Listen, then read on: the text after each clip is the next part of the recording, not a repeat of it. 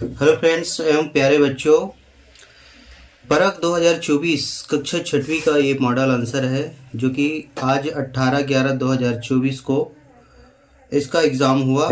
समय 11 बजे का इनका मॉडल आंसर के रूप में यह आपके सामने है। पहला प्रश्न है, इनमें से दिन विश्व भर में विश्व पर्यावरण दिवस के रूप में मनाया जाता है। तो इसका सही आंसर होगा 5 जून। प्रश्न है, इनमें से कौन सी आपदा सबसे अधिक प्राकृतिक रूप से घटित होती है और बार बार आती है। तो इसका सही उत्तर होगा डी नंबर है, भूकंप। ये सही इसका उत्तर होगा। अनुपस्थिति में पृथ्वी का क्या होगा। तो इसमें जीवन का विनाश हो जाएगा। अगला प्रश्न है, मृदा प्रदूषण का क्या कारण है। तो इसमें मृदा प्रदूषण का मुख्य कारण है अम्ल वर्षा। उस बल का क्या नाम है जो हर चीज को पृथ्वी की तरफ खींचता है। तो इसका सही उत्तर होगा गुरुत्वाकर्षण बल। ये है गुरुत्वाकर्षण बल है जो पृथ्वी में से ऊपर जो भी वस्तु फेंकते हैं वह नीचे आ जाती है। अगला है छठवा है, इंद्रधनुष यानी रेनबो में सबसे ऊपर कौन सी रंग होता है। तो इसका सही आंसर है बैगनी। सातवां है, ऐसा जोड़ा जो जीव नहीं है। तो इसमें पत्थर और सीमेंट ये जीव नहीं है, ये निर्जीव है। अगला है आठवां है, मानव शरीर में कुल हड्डियों की संख्या कितनी है। तो मानव शरीर में हड्डियों की संख्या 206 होती है। प्रारंभ में बच्चा जब जन्म लेता है तो 300 होता है, किंतु बाद में वह 206 हड्डियां बच जाती है। प्रश्न है, डेंगू बीमारी किस मच्छर के काटने से होती है। तो इसमें 4 ऑप्शन दिए गए हैं, जिसमें से एडिस जो प्रजाति के हैं इनमें डेंगू मलेरिया बीमारी जो होती है वो डेंगू बीमारी है एडिज एजिप्टी से होती है। 10वां है, वायुमंडल में सर्वाधिक मात्रा में कौन सी गैस विद्यमान है। तो इसका भी डी आएगा। 78% हमारे वायुमंडल में यह नाइट्रोजन पाई जाती है। अगला है, भविष्य में ईंधन की संज्ञा किसे दी गई है। तो इसमें बी नंबर है, हाइड्रोजन गैस। ये भविष्य में ईंधन के रूप में उपयोग किया जा सकता है। पृथ्वी के 4 परिमंडलों में से कौन सा मंडल शामिल नहीं है। तो इसका है आयन मंडल है जो कि शामिल। चारों ओर फैले गैसीय आवरण को क्या कहा जाता है। तो इसका सही उत्तर है वायुमंडल है, इसका सही आंसर। जीवमंडल का ऊर्जा का एकमात्र स्रोत क्या है। तो इसका सही उत्तर होगा सूर्य। ये एकमात्र जो कि जीवमंडल का ऊर्जा का एकमात्र स्रोत है। अगला है, प्रतिशत भाग पर जल विद्यमान है। तो इसका है 71% है। मानव शरीर का सबसे बड़ा आंतरिक अंग कौन सा है। सबसे बड़ा आंतरिक अंग होता है यकृत होता है। मनुष्य का सबसे बड़ा अंग होती है। स्वस्थ मनुष्य का तापमान सेल्सियस में, यहाँ पर पूछा जा रहा है सेल्सियस में, तो सेल्सियस में 37 डिग्री सेल्सियस ये सही आंसर है, क्योंकि 98.6 जो होते हैं वो फ़ारेनहाइट में होती है, इसलिए सही आंसर होगा 37। ये तो हुआ विज्ञान का प्रश्न। अब देखते हैं गणित का प्रश्न है, जिनमें 18वें नंबर पे है, संख्या 5030 मतलब 5030 का संख्या नाम है। तो संख्या नाम इसमें देखेंगे 5030 कौन सा है। तो 5030 है, सी नंबर पे है, ये इसका सही आंसर होगा। इसमें लिखा है 19 में 10 करोड़ में कितने शून्य होते हैं। तो इसका सही आंसर होगा 8 शून्य होता है और 1 शामिल होता है। अगला है, जो कोण 90 डिग्री से कम हो माप के होते हैं उन्हें कौन सा कोण कहा जाता है। तो इसको न्यून कोण कहा जाता है। 10 किलोमीटर में कितने मीटर होंगे। तो 10 किलोमीटर में 10,000 मीटर होंगे। अगला है, 22 सामान को बेचने की कीमत यहाँ पर दिया है। सामान बेचने की कीमत को कौन सा मूल्य कहते हैं। तो इसका है, बेचना को विक्रय मूल्य कहते हैं और खरीदना को क्रय मूल्य कहते हैं। लाभ और हानि तो समझ में आता है, तो यहाँ पर विक्रय मूल्य होगा बेचने वाला। अगला है 23 नंबर पे है, एक घड़ी में 6 बजे हैं और उसके घंटे और मिनट की सुई के बीच की कोण बन रहा है। उसका जो सुई है वो कितने में बन रहा है। तो वो 180 का होगा, ए नंबर इसका। अगला प्रश्न है, 10, 15, 25, 40, 60 उसके बाद क्वेश्चन मार्क है, प्रश्नवाचक स्थान पर कौन सा अंक आएगा। तो यहाँ पर कौन सा अंक आएगा उसको पूछ रहे हैं। तो 10 और 15 के बीच में 5 का अंतर है। उसके बाद 10 का अंतर, फिर 15 का अंतर, फिर 20 का अंतर, उसके बाद 25 का अंतर होने चाहिए। तो इसका सही जवाब होगा 85। 1 से 50 तक की विषम संख्याओं का योग कितना होगा? तो विषम संख्या का योग क्या होगा?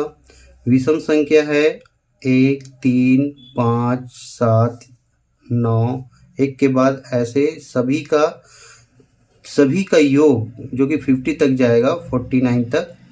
तो इसका योग कितना होगा? तो इसका सही आंसर होगा 625। इसका सही आंसर होगा। 1 से 100 तक की गिनती में एक अंक कितने बार आती है? तो एक अंक है वो 21 बार आती है, बाकी 20 बार आती है। 6 पेन का, अगला है 27 नंबर। 6 पेन का मूल्य 42 रुपये है, तो एक पेन का मूल्य हो गया 7 रुपये। 7 छक्के 42, और एक दर्जन का कितना होगा? 12 सत्ते 84। तो इसका सही आंसर हो जाएगा 84 रुपये। इसका सही आंसर होगा। कौन सा पूर्ण संख्या प्राकृत संख्या नहीं है? तो ये 0 होगा, प्राकृत संख्या नहीं है।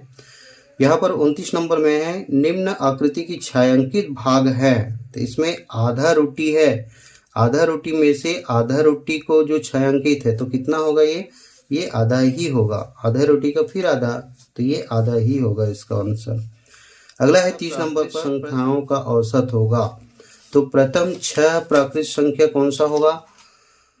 2, 4, 2, 4, 6, 8, 10 और 12, इतने को हम जोड़ेंगे और जोड़ने के पश्चात उसको 6 से डिवाइड करेंगे। तो इसका सही आंसर होगा 7।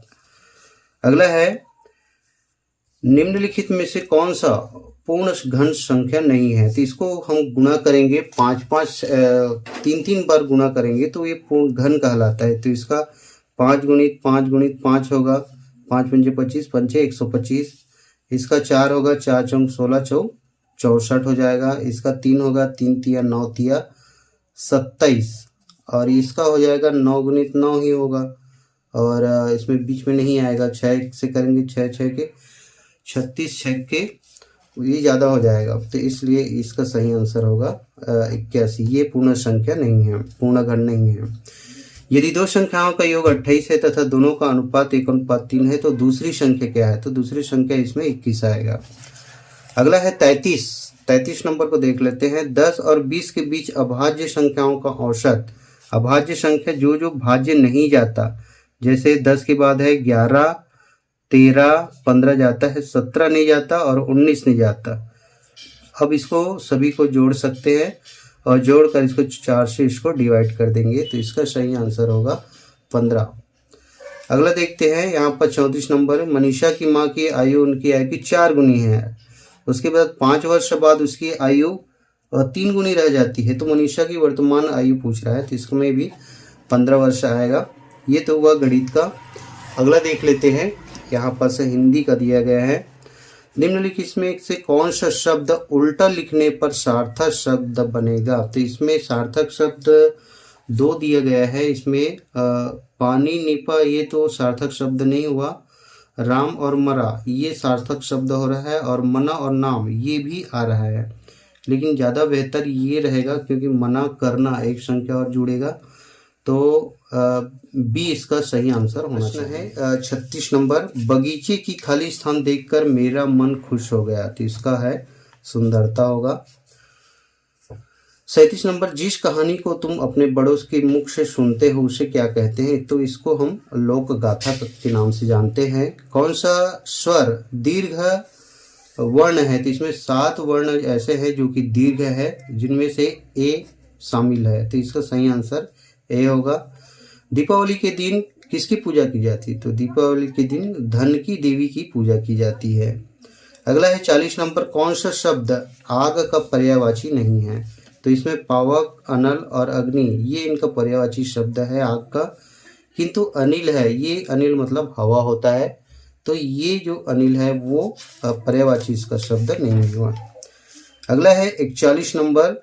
वह बहुत सुंदर लड़की है, उक्त वाक्य में विशेषण का चयन कीजिए। तो इसका विशेषण होगा सुंदर। तो ये वाला है विशेषण होगा सुंदर लड़की। विशेषण को देखा जाए तो संज्ञा सर्वनाम की जो विशेषता बताती है उसको विशेषण कहते हैं। तो यहाँ पर सुंदर है जो विशेषण है, विशेषता बता रहे हैं, इसलिए सुंदर आएगा। 42 नंबर में दिया है बंद का विलोम क्या है, बंद का विलोम खुला होगा। प का उच्चारण स्थल क्या है, ओष्ठ है, प प प ओष्ठ आएगा। और अगला है 44 है, भाषा की वह लघुत्तम इकाई जिसका स्वतंत्र प्रयोग नहीं होता परंतु शब्दों के प्रारंभ लगाकर नया शब्द का निर्माण करता है, तो ये उपसर्ग होगा। बुदबुदाना का अर्थ होता है, इसमें धीरे धीरे बोलना है, बुदबुदाहट के साथ जो बोलते हैं बुड़बुड़ाना, ये होता है धीरे धीरे बोलना। 40 नंबर है, हिंदी में स्वतंत्र रूप से बोले जाने वाले अक्षर को कहते हैं, तो इसमें स्वर को बोला जाता है, स्वतंत्र रूप से बोला जाता है। अगला है 47 नंबर, हिंदी किस लिपि की लिखी जाती है, तो हिंदी है वो देवनागरी लिपि में लिखी जाती है, तो इसका आंसर सही होगा देवनागरी लिपि। भारत में हिंदी दिवस कब मनाया जाता है, होगा 14 सितंबर। ये 14 सितंबर को भारत में हिंदी दिवस मनाया जाता है। 49 नंबर देखते हैं, जो ईश्वर पर विश्वास रखता है और उसे एक शब्द में क्या कहते हैं, तो इसको आस्तिक कहा जाता है। हिंदी वर्णमाला में ऋषिक री, इसके बाद इसके पहले पूर्ववर्ती वर्ण पूछ रहा है पूर्ववर्ती में, तो इसका सही आंसर होगा उनके ऊ इसका सही आंसर होगा। उत्तर है गाल बजाना, मुहारे का क्या अर्थ है, तो इसका सही आंसर होगा बकवास करना, ये इसका सही आंसर होगा। इस तरह से कक्षा 6वीं का जो परख परीक्षा है उसका मॉडल आंसर के रूप में यह आपके सामने प्रस्तुत है।